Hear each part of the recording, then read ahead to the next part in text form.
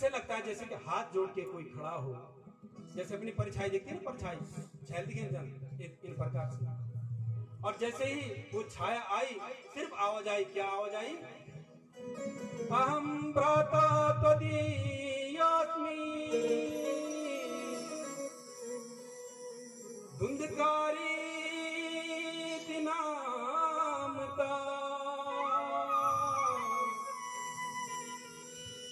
स्वकीयेनैव दोषेण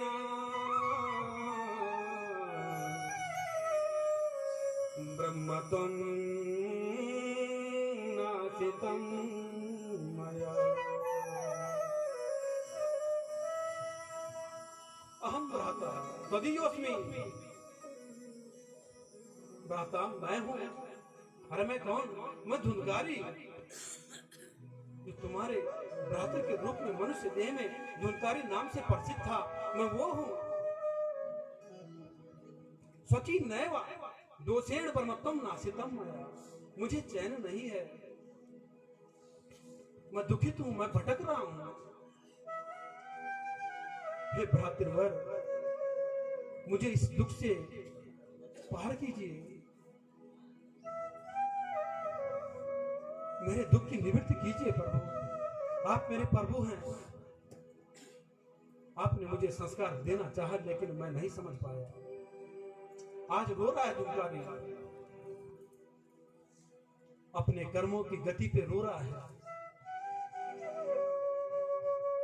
क्योंकि जिसने मनुष्य जन्म में गंदे कर्म किए, गलत कर्म किए, उसको मरने के बाद भी मुक्ति नहीं मिलती।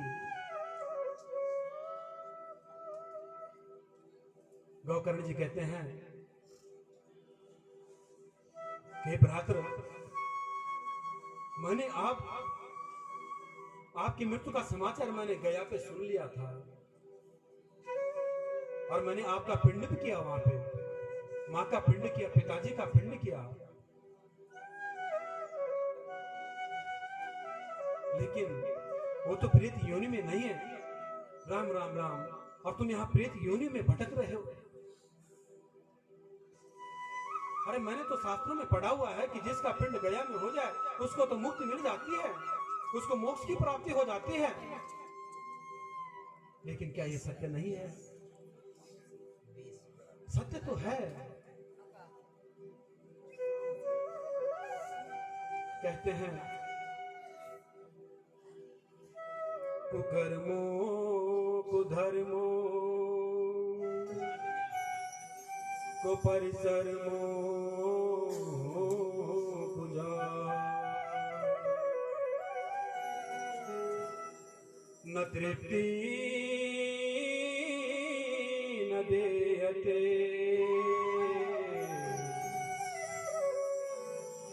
शास्त्रम न जा। अरे मैंने कुकर्म किए हैं, मैंने कुधर्म से पालन किया है, कुधर्म का मुझे मुक्ति कैसे मिल सकती है? शास्त्र मुझे पार कैसे कर सकता है? लेकिन कुछ ऐसा उपाय कीजिए कि जो मुझे मुक्ति मिल जाए। गौकर्ण के आंखों में आंसू आ जाते, क्योंकि भ्रातृ है ना। अपने भ्रातृ की मुक्ति, जिसकी मृत्यु, जो मृत्यु को प्राप्त हो चुका हो, और चाहे कैसा भी पापी हो, अगर ऐसा भटकता हो तो कौन नहीं चाहेगा, कौन भाई नहीं चाहेगा कि मेरे भाई को मुक्ति मिले। पिंड क्यों करते हैं हम? इसलिए किया, जो ये शास्त्र ने ये प्रक्रिया बताई, इसीलिए तो बताई है। महाराज गया में पिंड किया, ब्रह्म कपाल में पिंड किया, कहीं भी शांति नहीं मिली।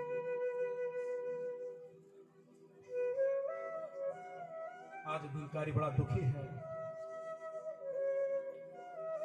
गौकर्ण जी कहते हैं ठीक है, तुम तब तक यहां रहो और मैं तुम्हारे मुक्ति का उपाय लेके आता हूं। प्रातः काल होता है महाराज, गांव वाले मिलते हैं, उत्तम नगर के सभी वासी सब गौकर्ण को मिलते हैं, सभी प्रणाम करते हैं गौकर्ण को। गौकर्ण जी सूर्य भगवान की पूजा कर रहे हैं, भगवान सूर्य आराध्य हैं गौकर्ण के। आज भगवान सूर्य की पूजा विशेष कर रहे हैं। पूजा हर दिन करते हैं, लेकिन आज विशेष भाव है गौकर्ण की आत्मा में।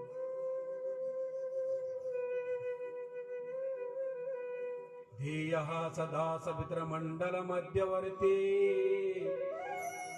नारायण।